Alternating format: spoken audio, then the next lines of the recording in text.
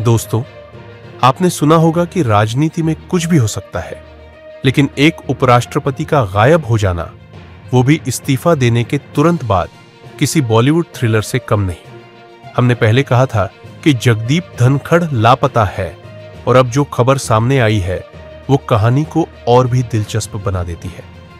आज हम आपको लेकर चलेंगे इस पूरी गाथा में, कैसे एक पद छोड़ने वाला नेता खबरों से ज्यादा सवालों में फंस गया।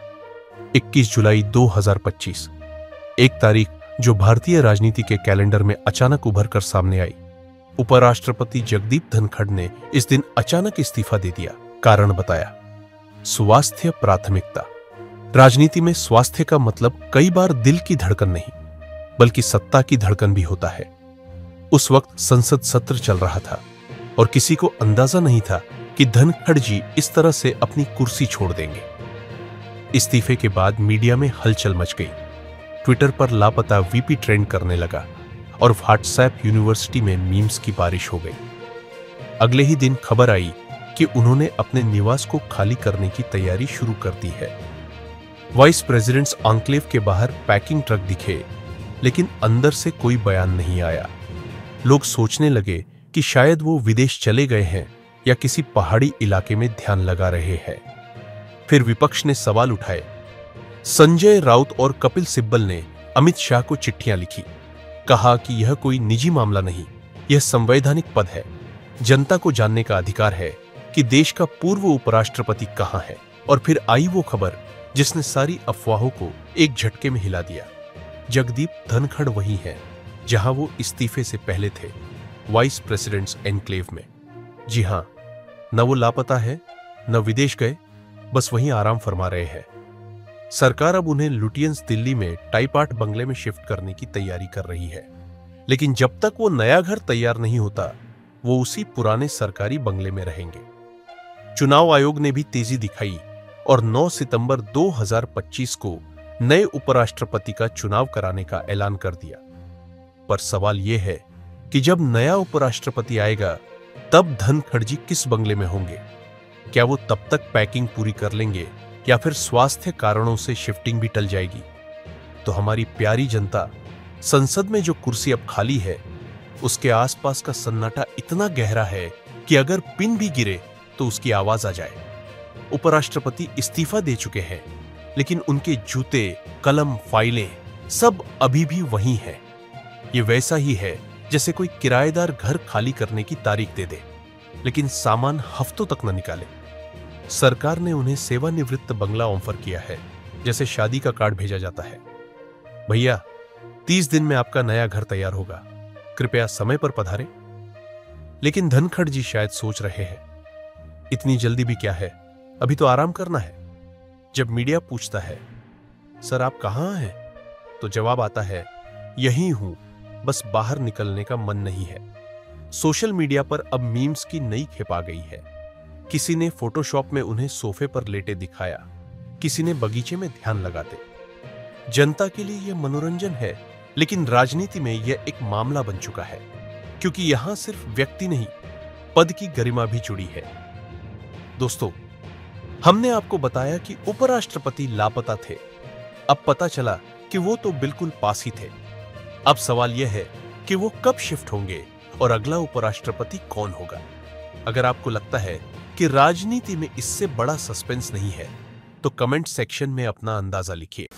I will retire at the right time. August 2027. Subject to divine intervention. माफ करिएगा, मगर आपका टोन जो है, My tone?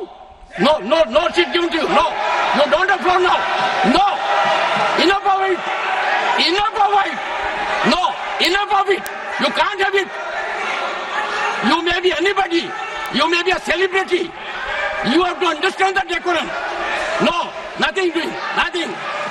No, no, not at all. I will not bear it. My tone, my language, my temper. Honorable members, I am extremely pleased to extend birthday greetings to honorable members of Parliament doctor Laxmikant Vajpayee,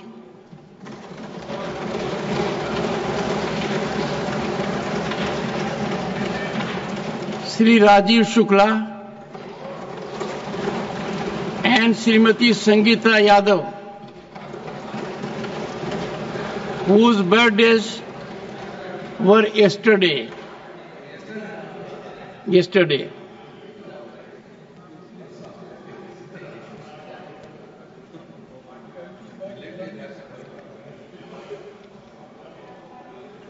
Honorable members, the day belongs to the leader of the opposition.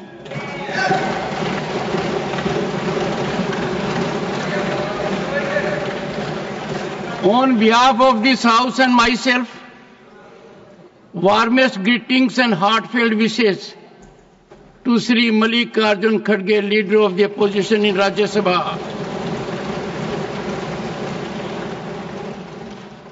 Our 5-decade political journey powerfully demonstrates unwavering commitment to democratic values and tireless national service. From 9 consecutive Karnataka Assembly victories, 1972 to 2009, and as serving leader of opposition in Karnataka Legislative Assembly, to holding key portfolios in the union government in railways, labor and employment, your leadership has been consistent, inclusive and exemplary.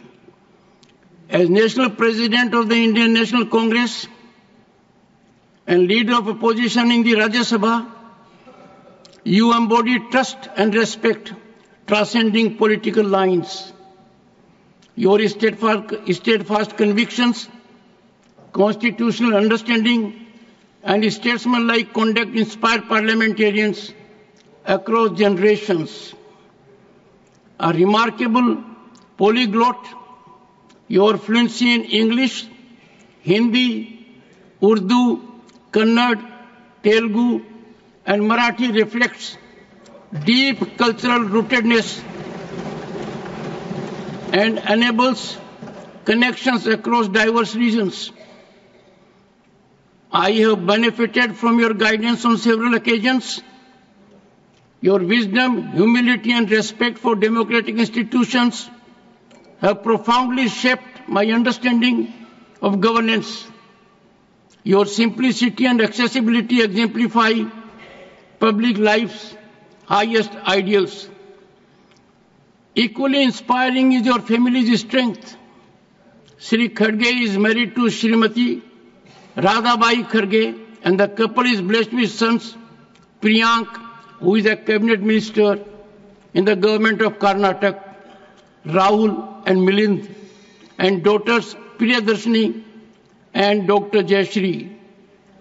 She is married to Sri Radhakrishnan Dodamani, Member of Parliament, Lok Sabha, your son-in-law. As you enter another distinguished year, may the Almighty bless you with robust health, renewed energy, and continued wisdom to serve the nation with the grace and dignity that have always defined you. Honorable members, on my own and your behalf, I wish the honorable members a long, healthy, and happy life, and extend greetings to their family members and friends.